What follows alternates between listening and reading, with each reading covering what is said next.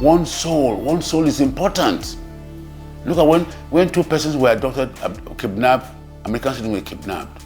They came from America and rescued them in different countries, different continents. But here they are now within our country. So it is really very disturbing, very, very disturbing. And I think the events are becoming too many. Too many. We seem to be insensitive about life. Every day is killing, we seem to be insensitive, which is not too good. Life, it took God time to create the soul, and we should value our citizens. And when it's such happens, we should stand up. Barely 2 months after over 300 Kankara boys were abducted by gunmen in Katsina State, at least 27 students of Government Science Secondary School in Kagara local government area of Niger State were also abducted by bandits. One student was reportedly killed in the attack. The gunmen were said to have invaded the school at the early hours of Wednesday, 17th of February 2021. The Nigerian security architecture has in recent times been criticized for its inadequacy in tackling the current security challenges plaguing the country, both internal and regional, with women and children being the most affected. Nigeria, with its over 2 million people, have over time faced continuous conflict between farmers and herders. This conflict has reportedly threatened the food security of the nation, as farmers can no longer go to their farms for fear of being kidnapped, raped, murdered, or maimed by marauding armed herdsmen. In recent times, it seems bandits and escaped Boko Haram insurgents have also joined the fray. President Muhammadu Buhari's administration came into power with the mantra of fighting corruption and securing the lives of Nigerians, both in the northeast and the rest of the country. And even though the administration has over the years largely decimated the Boko Haram sect, the insurgents continue to attack soft targets all over the country, like schools, rural communities, etc. Without sentiment, we need to tell ourselves the truth. What is not well? Security is deteriorating every day. And security agencies, they're almost being overwhelmed. They're being overwhelmed. So I think that mantra, that upon which he anchored his campaign, I think has not been achieved as expected. The hope he gave to Nigerians, that hope has not been actualized. In war, terrorists have been known to find soft targets to attack, knowing fully well that such places have little or no defense. Upon the decimation of the Boko Haram sect, the insurgents retreated into the Sambisa forest and Lake Chad region and started attacking remote villages, as they knew that they would have finished conducting their attack before troops deployed got to the place. Prior to now, there were military checkpoints and troops stationed in those regions to curb the incessant attacks by the insurgents. But after suffering heavy casualties in recent years, most of the troops reportedly retreated into military super camps, leaving those regions unprotected and prone to attack. Some of these schools don't even have a guard. That's why it is now important that private security guards should be employed. The government should empower private security guards, private security practitioners. They can be posted to schools. And this also is a warning to all principals and state governments to ensure that they have commissions for education to ensure they link with the police and the principals to ensure that those schools, they have private security guards to secure this school. Because now parents will be scared to allow their children to go to school. And we're talking about education. Education is key. And even now people are afraid to go to school. We have more out of school children who are out of school. We have more emergencies, and that is not good for us. It's not good for our economy. It's not good for our development. In an exclusive interview with a security expert, Lawrence Alobi, the former FCT commissioner, had mentioned the necessity to employ more youths into community policing that will be regulated by the Nigeria police. They arm the villagers, the form of groups. Before the advent of the modern policing, in traditional society, we had traditional policing. When every young men guide their communities to protect communities from threat of any kind, from crime. So I think we should mobilize the youth. And this is where now issue of community policing, the community policing, like community policing, if we increase more youth in this especially constabularies, arm them with pump action, not necessarily K-47. I think at least if these kidnappers, abductors came and see strong resistance, it will repel them.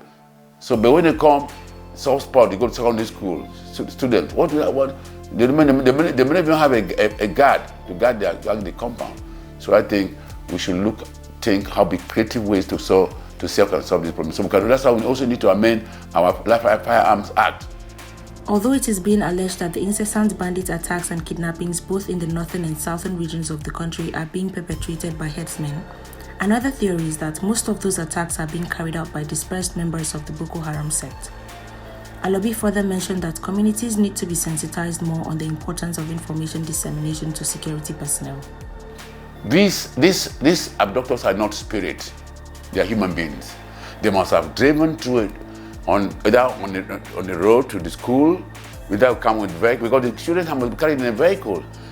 So the natives themselves should be at alert. They should be vigilant.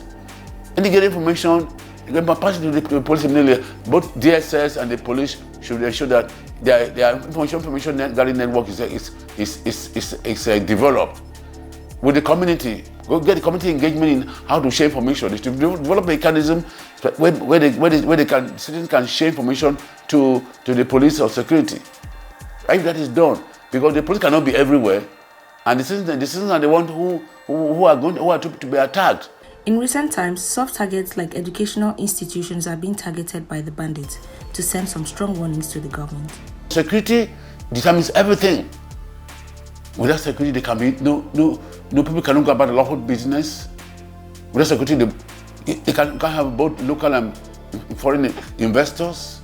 Without security, there will be no development. Look at farmers are now abandoning their farm to fear of their life. There will be food crisis. In Nigeria, schools started being targeted by criminal elements in 2015, when on the 14th of April of that year, Boko Haram insurgents abducted about 279 schoolgirls from the Chibok High School in Chibok, Borno. In a similar fashion, 3 years later, on the 19th of February 2018, over 100 female students were also abducted by the same insurgents from the Government Girls Technical College in Dapchi, Yobe State. The widely condemned attacks have led to the closure of schools in some regions, as the psychological and physical trauma experienced by the pupils, parents and tutors seem to be never-ending, as more and more of these kidnappings keep recurring in the country. In Adamawa, Borno and Yobe states, there have been several instances schools had to be shut down owing to the several threats made by Abubakar Shekau, the faction leader of Boko Haram. Shekau once said, teachers and students found in schools will be killed and their schools burned. A study by UNICEF in 2013 shows that no schools were functioning in 20 out of 27 local government areas of Borno for the fear of Boko Haram attack. In 2014, there were no functional schools in 7 out of 21 local government areas of Adamawa State, leaving thousands of students and teachers from attending school. As for Yobe State, all schools were relocated to Damaturu, the state capital. Recently, on the evening of the 11th of December 2020, over 300 schoolboys were abducted by unknown gunmen in Government Science Secondary School, Kankara, Katsina State. After several agitations and controversies surrounding the abduction, they were released on the 17th of December 2020, exactly 1 week after the abduction. The leader of the criminal gang and others surrendered their arms on the 9th of February 2021 and were granted amnesty. We can also explore drones to monitor and see how, get information and get inform the police and the police and other security agencies, see how they use. You see, technology is very, very important and key in policing and law enforcement and security generally. So the government should fund the police, empower the police, recruit more policemen. Our borders are porous. The immigration cannot come because the number is also limited. They're also not well funded. So if they fund immigration very well, deploy technology in our borders. Borders are no longer left too porous to make it very vulnerable for illegal migrants to just walk in and out, come with arms and cause mayhem on us. So I think the security agency should be empowered. Security is key. No amount of money for security can be too much. We're always concerned about our right, human right. We don't ever reflect on our obligations as citizens to the society. The society also has a right. And if you don't have a right, the society has a right. The society needs to be protected for him to enjoy his right. Because citizens cannot enjoy their right in a turbulent and unsafe situation. It's only when this security is granted that you can enjoy your ride, you can exercise your right and freedom.